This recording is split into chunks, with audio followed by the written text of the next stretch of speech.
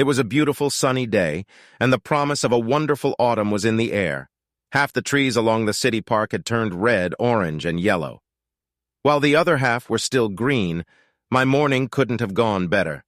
It was my 30th birthday, and 3 of my colleagues surprised me with an offer to go out to lunch, and my manager told me to take the rest of the day off. I decided to take a walk after leaving the restaurant instead of returning to our empty apartment. That's why I found myself walking through the park and why I was at the corner of Main and Pine when it caught my attention. There was a bouquet of flowers in a trash can at the edge of the park. It wasn't just a bunch, an almost tacky arrangement of red roses, yellow irises, purple larkspur, and 4 flowers I couldn't identify, all of which were in the trash can. I crossed the street and went into a cute outdoor cafe. There were 2 free tables overlooking the park. I sat at the table closest to the street, ordered a Campari Negroni, and watched people walk past the trash can. Several people walked by the bouquet and took double shots, and some even stopped and came back to take a closer look. Nobody touched the flowers, although one lady took a photo of them on her mobile phone. I sipped my drink slowly as the man in the business suit stopped, shook his head, then moved on. He was a handsome young man. Perhaps my age, a little plump, maybe 175 centimeters tall. My thoughts began to wander. John Farnsworth couldn't help but be surprised at his recent streak of luck. 5 years after graduating from graduate school, 5 years working hard at the bank, and today he was called into the president's office and informed that the board of directors had elected him vice president. He almost started laughing, thinking it was some kind of joke, but of course Mr. Jackson never joked about such things. It was for real. Vice President, 3 months before his 29th birthday, this should have been a record. And in fact, it was a record according to his administrative assistant, Miss Barnes, who has been with the bank since its founding in 1989. John left Mr. Jackson's office and made a decision. This day has come. He had been dating Michelle for 6 months. For 5 of them, they slept together and exclusively with each other and exchanged I love you words shortly before they had sex for the first time. John sometimes found it hard to believe that a woman as beautiful, smart, and charming as Michelle was his girlfriend. Plus, she was such a wonderful influence on John. She never complained about the extra time John spent in the office. She was always ready to go and do anything at a moment's notice, and she encouraged him to be the best. Her support brought him back to the gym. Over the past 6 months, John had lost 20 pounds and looked his best since wrestling in high school. He planned to lose another 5 kilograms before buying several new suits. His current wardrobe made John look overweight. John called Michelle at the office and asked if she was free for lunch. I have great news and I need to ask you a question. Aren't you going to give me a hint? No, we'll just meet at Sullivan's in the park. Oh, a mystery. I like it. And I love you, baby. See you at noon. At 12:30, John left his office. Miss Barnes couldn't help but smile as John walked past her desk, whistling a tune. It was one of his mother's favorite Beatles tunes that Paul sang, Michelle. John briefly stopped by the flower shop in the ground floor lobby. I want a bouquet. Something special for a very special lady with the bouquet in hand. John floated down the street, still whistling a tune and letting his imagination run wild. What will next year bring next decade? The next 50 years, John's parents had recently celebrated their 35th anniversary and were still madly in love. John could easily imagine himself and Michelle in 35 years sharing life, love, children. Here she is. Michelle was already sitting at a table outside. When John approached the restaurant, Michelle waved to him. When she saw the huge bouquet of flowers, her smile became even wider. John was the sweetest, most generous man or guy Michelle had ever dated. He always did both small and big things to make her feel loved. John walked over to the table and leaned down to kiss her. Michelle reached for the bouquet. For me, John pulled his hand back, not yet, and sat down in the chair opposite her. A little later, first, I'd like to introduce you to the new vice president of First Bank. Michelle understood immediately. Oh, John, this is fantastic. She squeezed his hand. I am so happy for you. Congratulations. Getting Sullivan's account put me over the top. Mr. Jackson said the board wanted to let me know how much I was appreciated. Michelle smiled again. So this is my main news. Now my question. The waiter chose that moment to appear at their table and ask John if he could get him something to drink. Michelle was already sipping a glass of white wine. Yes, please bring us a bottle of champagne. We are celebrating today. My boyfriend received great news today, Michelle said to the waiter before he turned away. We're not just celebrating my promotion. John collected the flowers from the table and handed them to Michelle. We can choose a ring together later. Let this bouquet be a symbol of this. Michelle, will you marry me?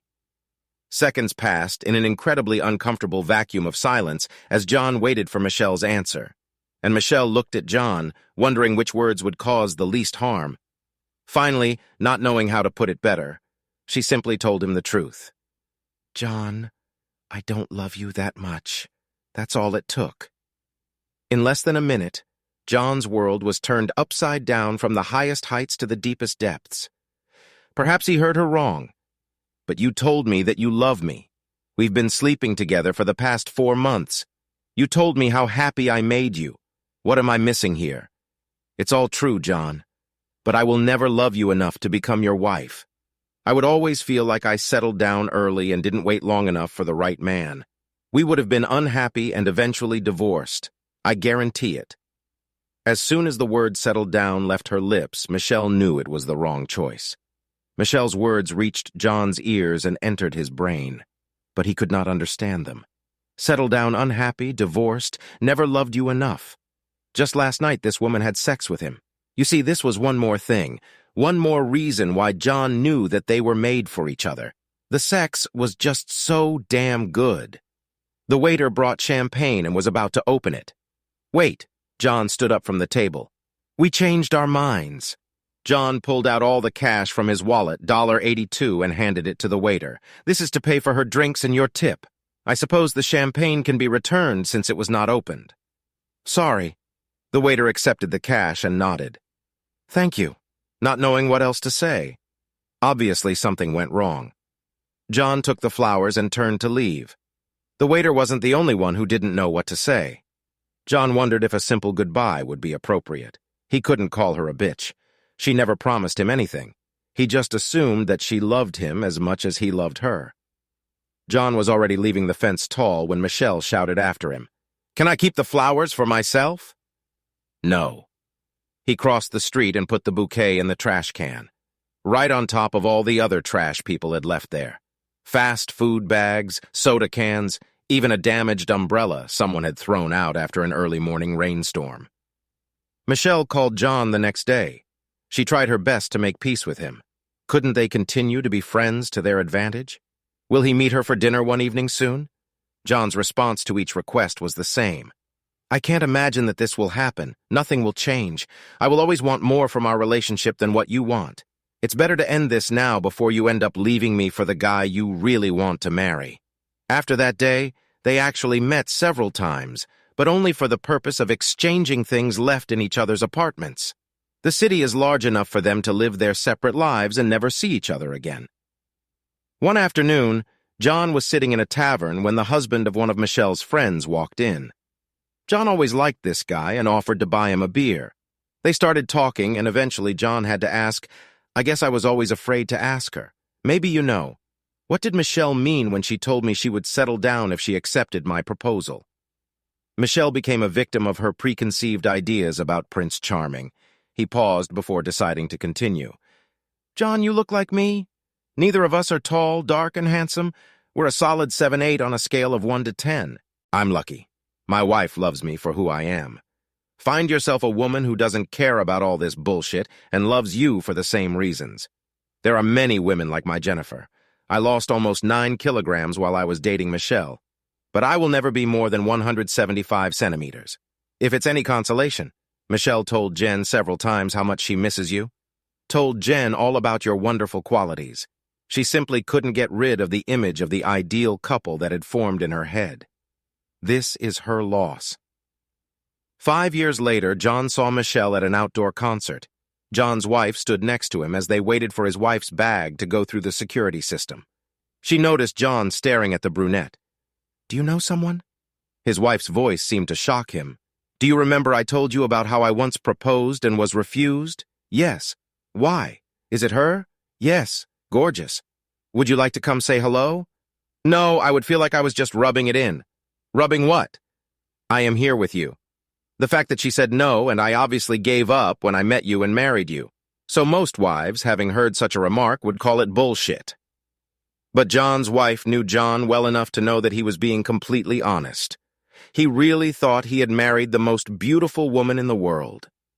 She hugged John, thinking how happy he would be when she told him the news later that evening at the hotel. John is going to be a dad. The waiter came over to see if I wanted anything else to drink. The sun was still warm, my glass was empty, and I still had nowhere to go. Why not? I looked across the street just in time to spot a very attractive lady doing what so many others had done before her, looking at the bouquet and pausing before moving on. Once again, my imagination ran wild. Alexis Walker, née North, has spent the last hour debating whether or not to start smoking again. She only quit smoking because Matt insisted he wouldn't marry her until she gave up that dirty habit. So, to please Matt, she decided to quit smoking using a nicotine patch. It's a shame Matt couldn't give up his bad habits. Matt was a big flirt. It didn't seem like such a bad habit when they were dating in college. Each of their friends seemed lively and cheerful, and flirting was just part of it. Things never went beyond dancing and the occasional kiss or pat on the ass. But like many things, the transition from student life to family life brought changes. Fewer and fewer of their male friends were willing to allow their wives to be groped. The women began to defend themselves when a young lady pressed her husband to her lips. What hasn't changed? Matt. Alexis and Matt got married their second year after graduating from high school. They were one of the few couples whose relationships survived after college. The problem was that relationships and marriage would soon join the rest in the past tense. Alexis sat in the cafe, fighting the urge to smoke. It would be so delicious with this cup of coffee. What is more harmful, a large pastry or a cigarette? The lawyer she hired this morning will have the papers ready to serve on Matt in 2 days. Alexis sat on the patio, drinking decaffeinated coffee, wondering if she could ask the guy at the next table for a cigarette, and watching the trees across the street shake the water from their leaves after the morning rain. Alexis could handle flirting, but not cheating. 2 years after their wedding, Alexis caught Matt for the first time. He had sex with that little slut from across the yard.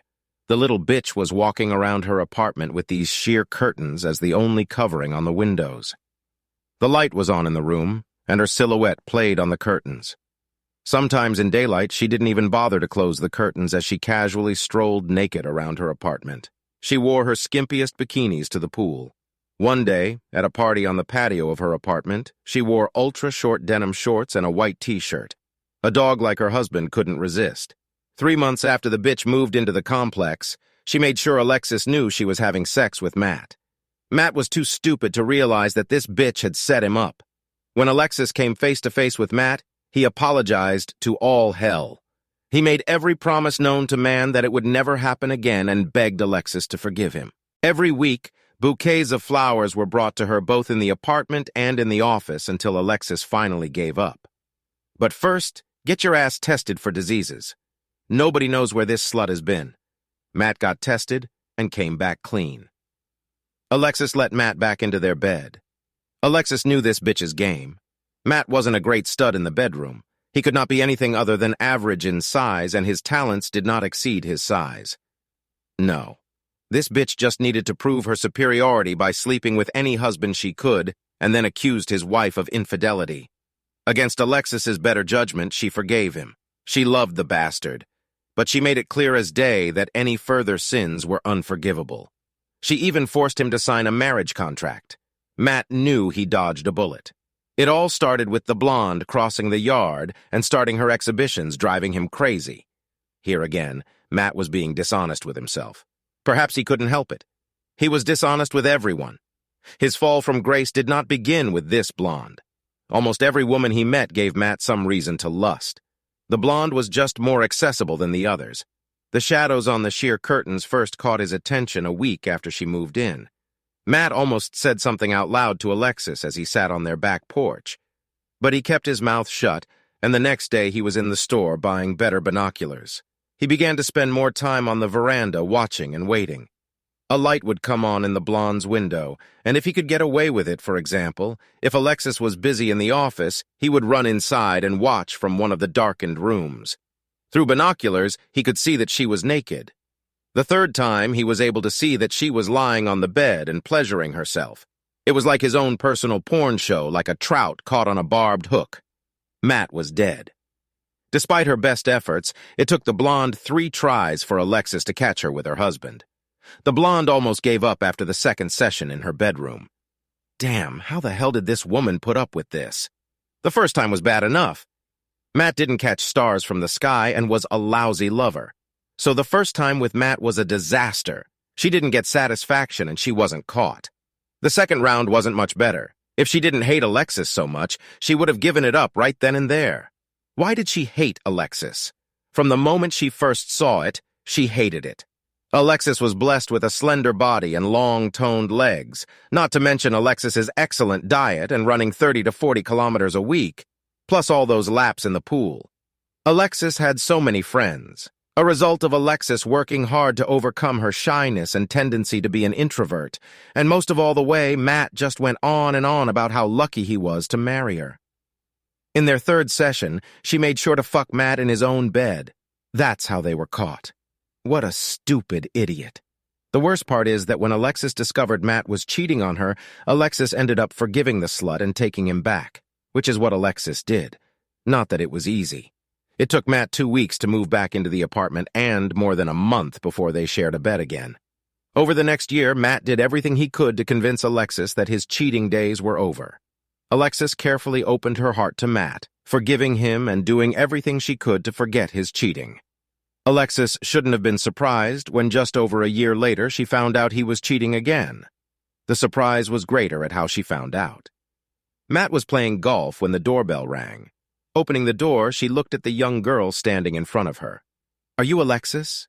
Yes, Alexis was expecting the girl to ask if she wanted to buy some Girl Scout cookies or something, but why would this young girl know her name? "Can I talk to you, please?" "Continue. It's kind of personal." "Can I come in?" Alexis looked behind the girl. She heard about a scam where some bandit comes after a girl. She saw no one and unlocked the door. She blocked the door as soon as the girl crossed the threshold.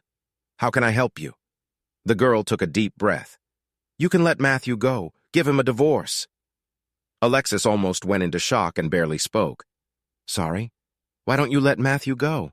If you loved him as much as you should, you would want him to be happy and let him go. I'll make him happy." If Alexis had watched this scene on some cheesy romance show, it might have seemed crazy and funny, but it was her life, damn it, not some TV show. Alexis had a cauldron of hot lava bubbling inside her, but she needed answers and she kept her cool. Despite this, Alexis could not resist asking, "How old are you?" The girl seemed hurt by the question, but answered, "Next month I will turn 19. Alexis didn't say it out loud, but she thought, 18, too bad. A year younger and I could throw his ass in jail. Alexis needed to keep the conversation going, so she turned on her phone's recorder. She almost asked if the girl would like a glass of wine, but remembered that she was too young to drink. "Can I offer you a Coca-Cola?" Lacey, that was her name, thought things were going pretty well. She was expecting a hysterical vixen from the way Matt had described her. She offers Coca-Cola instead. Alexis returned to the room with a Coca-Cola for Lacey and a glass of wine for herself. 20 minutes later, Alexis's patience ran out. Lacey left, and Alexis's phone was filled with messages saying, "Who is this girl? Where did they meet?" That this has been going on for 2 months. And Alexis could have done without hearing how wonderful it was when Lacey and Matt were making out love, but now had it all recorded on tape. By the time she left, Lacey had Alexis promise that Matt would soon be free. Alexis pulled herself together, packed her bag, and drove to her sister Haley's house. As soon as she walked through the door, Alexis collapsed and sobbed for the next hour as her sister hugged her. Haley's heart sank as Alexis's shoulders shook uncontrollably, telling her of Matt's misdeeds. Haley never knew about the first woman and wanted Matt to walk through the door. She would like nothing more than to kick his ass for what he did to her little sister. It was on Sunday. My sister called a friend who had recently divorced. By Monday morning, Alexis had an appointment with her lawyer for Wednesday. Now, after their meeting with the lawyer, she was optimistic about everything that would happen after the divorce, and Matt would be served with the papers on Friday. Alexis finished her cup of coffee and was ready to head home. It was time to pack a few more things from the house when she looked up and saw Matt standing with a large bouquet of flowers. "Come home, Alexis. I'm sorry. So sorry." Alexis left the cafe and crossed the street. Matt followed her. "What can I do to make amends?" Alexis stopped and reached for the bouquet. Matt was stunned, thinking to himself, "Can it really be that simple? Maybe she really loves me enough to forgive me a second time." Alexis took the flowers, smelled the bouquet, and threw it in the trash. "You can shove your flowers up your ass and never talk to me again. Then you and little Miss Teeny Bopper can discover your love together. You can take her to the latest boy band concert and drink Coke together while she shakes her breasts in front of your nose." Alexis took a deep breath. "You make me sick." Alexis jumped into the taxi and asked the taxi driver to drive 2 blocks to the garage where her car was parked, giving the taxi driver a decent tip for the short ride. Alexis drove back to her sister's, changed into her workout clothes, and ran a few kilometers. By the time she returned home, her sister and brother-in-law Kyle were home. Alexis told them about her meeting with the lawyer, her public fight with Matt, and how he would be served with divorce papers on Friday. Her brother-in-law noticed this and interrupted her. "Wait, did Matt meet you at the cafe with flowers? How did he know where to find you? My God, I never thought about this. Let me see your phone." Kyle pressed a few buttons. "Did you know you have a tracking app on your phone? I didn't install it there. Matt probably did, probably to make sure you weren't stalking him when he met his teenage girlfriend. Or maybe to track whether you did to him the same way he did to you. That's the problem with cheaters. If you can't trust your fidelity, how can you trust your significant other?" While they were talking, Kyle was busy with Alexis's phone. "Here, everything has been deleted. Matt was served on Friday. He called Alexis at least every other day. He asked for forgiveness and promised to be faithful until the end of their life together." Alexis didn't give in the second time, and 6 months later, the divorce was final. But not before Matt's lawyer requested and the judge ordered 3 counseling sessions for the couple. The counseling sessions were positive for Alexis. She learned that Matt's serial adultery had nothing to do with her. In the end, it had more to do with Matt's lack of self-respect than her lack of love for him. All his courageous character was compensation for the bullying he suffered as a child. From his brother, school friends, and other people, his first high school girlfriend dumped him shortly after they first made love and started dating his ex-best friend. The poor guy ends up dating, courting, and marrying Alexis, a truly beautiful woman, beautiful inside and out. He never realizes that he has won the heart of a wonderful, faithful, loving woman, and their breakup is a self-fulfilling prophecy due to his subsequent actions. Matt would still be married to Alexis if he just believed in her. This was a year later, 6 months after her divorce was finalized. One afternoon, Alexis' sister called with an invitation to dinner on Saturday night. "Dress comfortably, but nicely.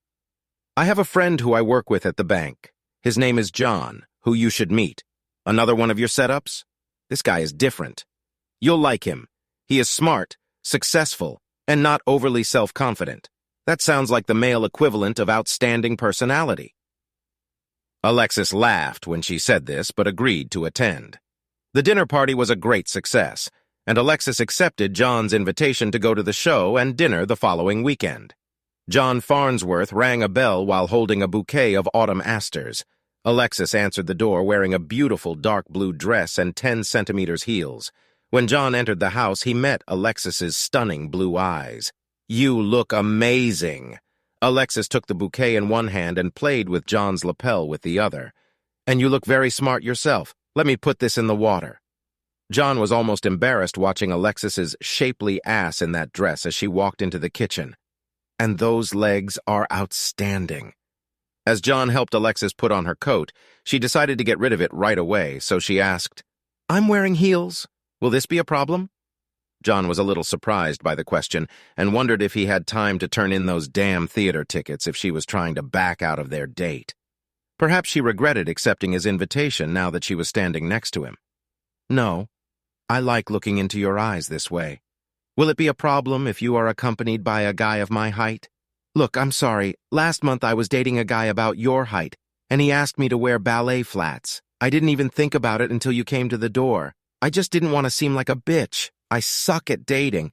Ask my sister. She'll tell you. John laughed, although he wondered if it made her even more awkward. It was all too ridiculous. Okay, can we start over? Alexis blushed. Yes, please, let's go. Otherwise, we'll be late. John took her hand and led her to his car, holding the door for her. John headed downtown, looking back at Alexis. Do you have problems dating a guy my height? Especially with a guy who loves the way your legs look in those heels? Alexis understood why her sister was so eager to set her up with this guy. He was direct and confident without being arrogant. My ex, who spanned, was 185 centimeters and a cheating as hola. How much do you have? 180 centimeters, and you seem like a Greek guy. I'm a Greek guy, but for 180 centimeters, thank you. John said this as a jokey, but that wasn't enough for my last serious relationship. She needed more height. Well, she sounds as stupid as my ex. Perhaps we should introduce them to each other. Only if we castrate them first so they can't produce offspring. There are enough stupid people in the world. John was already starting to like this woman. Over dinner after the show, John ended up telling her about his failed marriage proposal. Alexis reached out and squeezed John's hand. It's terrible, but at least you found out about it before you walked down the aisle. 3 years into our relationship, I realized that behind all his bravado was a scared little boy who needed constant confirmation of his worth, especially sexually. After his second indiscretion, at least the second one that I learned about, it was time to cut my losses. So here I am. I'm 24 and divorced. I've dated 4 men since my divorce, and I'm so socially awkward that I almost ruined the best date of my life with a stupid comment about my heels. Can you ever forgive me? Now it was John's turn to reach out and take Alexis's hand. He found it hard to believe that this gorgeous woman with such a kind heart was asking for his forgiveness. Alexis looked across the table and somehow knew this is the man I'm going to marry. We're going to have kids, and we're going to grow old together. It was the beginning of a wonderful relationship. 7 months later, on a warm spring night, John asked Alexis if she would marry him. Alexis wrapped her arms around John's neck and said yes before kissing him passionately. 2 months later, a district judge married Alexis North to John Farnsworth in an intimate ceremony on his parents' back lawn. They had children and lived happily ever after. My phone rang and it pulled me out of my daydream. Looking at the phone, I was happy to see that it was my husband calling. Hi, baby. Katie, where are you? I'm sitting in Sullivan's across from the park drinking and dreaming. Where are you? I came home early. I called your office and they told me you left after lunch. I decided to come home and surprise you. Thought we could have an early cocktail, then an early dinner, and then maybe go to bed early. Anthony, are you a dog trying to seduce me? This thought came to my mind. Today is your birthday, and I wanted to give you something special. Special like the one you gave me last night and the night before? No, it's really special. I bought some magic pills that were advertised on late-night television. Tonight you have King Kong. Anthony said the words with difficulty before bursting into laughter at his own joke. God, I love this man. His sense of humor and the way he always thinks of me first. What it feels like when he hugs me, I think it's time to give him the one thing he's wanted for the past year. He interrupted my train of thought. What do you do besides drink? You know me, hubby. I let my imagination run wild. When are you going to write down some of these stories and let me read them? What? And tell my husband that he married a pervert? Why not? This way I will know that we are made for each other. 2 perverts, hopelessly in love. Go home and I'll prove it to you. I'll pay my bill. I'm a couple of Negronis ahead of you. Have a drink and I'll be home in 20 minutes. Order Thai dinner. We'll strip naked and feed each other pad Thai and spring rolls. Knowing that my husband was waiting for me, I decided to splurge by taking a taxi instead of the bus. While I waited for the taxi to appear, I called my gynecologist office to make an appointment to have the IUD removed. With any luck, Anthony will be a father by this time next year. Subscribe to our channel so that your second chaff doesn't cheat on you, and go ahead and listen to the next story, because this story is nothing compared to the next one. If you're under 18, don't even think about listening to the next one.